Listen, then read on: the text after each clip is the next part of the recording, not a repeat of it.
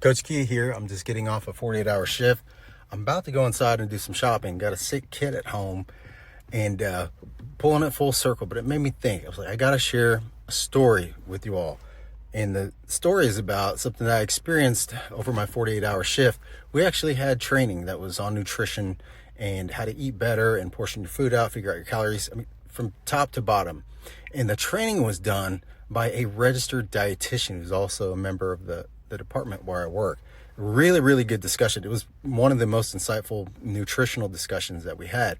And here's what I noticed is that during the training and the discussion, we have a dietitian there. It's literally the end all say all when it comes to nutrition. All the resources are right there. And everybody in that meeting was very, very enthusiastic about asking questions and also sharing personal stories as to why the question they were asking had to do with them. Somebody had high blood pressure. Somebody else is worried about coronary artery disease. Somebody else is worried about cramping up. A number of reasons for the questions they were asking. And on the other side of that, the dietitian gave really good, very well articulated answers and reasonings for the answers that he gave. And I was pretty inspired. I'm like, well, you know what? This is great. Everybody's asking these good questions. We're probably going to be eating pretty good tonight. Ended the training. We got recipes and handouts on a lot of these key tips that the dietitian was giving. Minutes later, and I am not BSing you at all, and I'm not trying to sugarcoat this or make this a great story, but minutes later, after the dietitian left, after we walked out of this boardroom where we had this enthusiastic conversation about nutrition, they proceeded to order pizza for dinner and ice cream to wash it all down. And it made me think, why do we do that? It's something that I find frustrating as a nutritionist with coaching my personal clients and prospects. And when I have discussions with people, and here's what I concluded. There's a term called cognitive dissonance. And what that means is when your actions don't match the beliefs that you have, it leads to frustration. It leads to you being constantly upset with the results you get. And it's because of this cognitive dissonance on why you can say one thing and do completely the opposite. Literally before my eyes within minutes.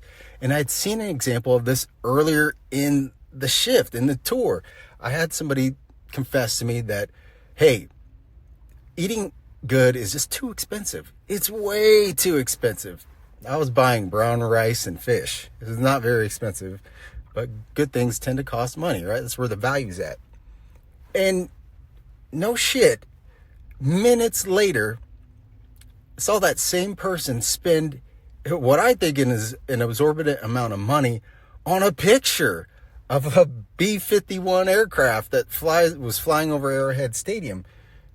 And I was thinking to myself, well, you couldn't break off a couple extra bucks to buy something healthier to eat, and that's why you got what you got. But moments later, spend that type of money on a picture frame that's probably going to look really good in the man cave. But you were just telling me how you want to be healthier. It all plays back to this original message about cognitive dissonance. Look, if you're one of those people that's got a little bit extra anxiety, a little bit extra frustration, and you're just sick and tired of the results you're getting, I want to challenge you to look at the actions that you're taking. Do they match what you say that you want? And do you want what you say you want? Or do you just like the idea of it? If being comfortable and having the easy way out was the road to being in really good shape, really healthy, low body fat percentage, whatever it is you're trying to do, if that was what it took, we'd all be in great shape.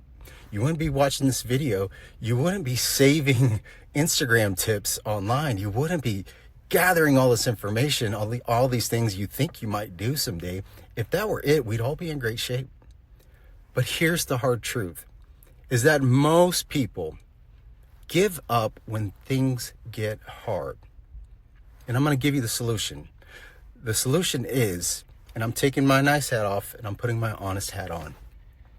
The truth is, most people aren't willing to burn for the results they want. It's why we give up. And so to get rid of this cognitive dissonance, you need to have a very honest conversation with yourself. Do I really want to lose weight? Do I really want to be in great shape? Do I really want to be in peak optimal physical condition? Not just for me, but for my job, for my kids, for the people around me, to my military and service-based people, to the people I swore to serve.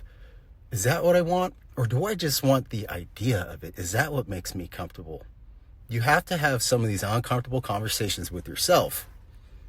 You can ask someone like me. You can ask a dietitian. You can ask the top expert in the world all of the questions you want. But if you haven't had that honest conversation with yourself, you're just blowing hot air. Have the honest conversation. What do you want? And then when you know what you want, you have to be willing to burn for it.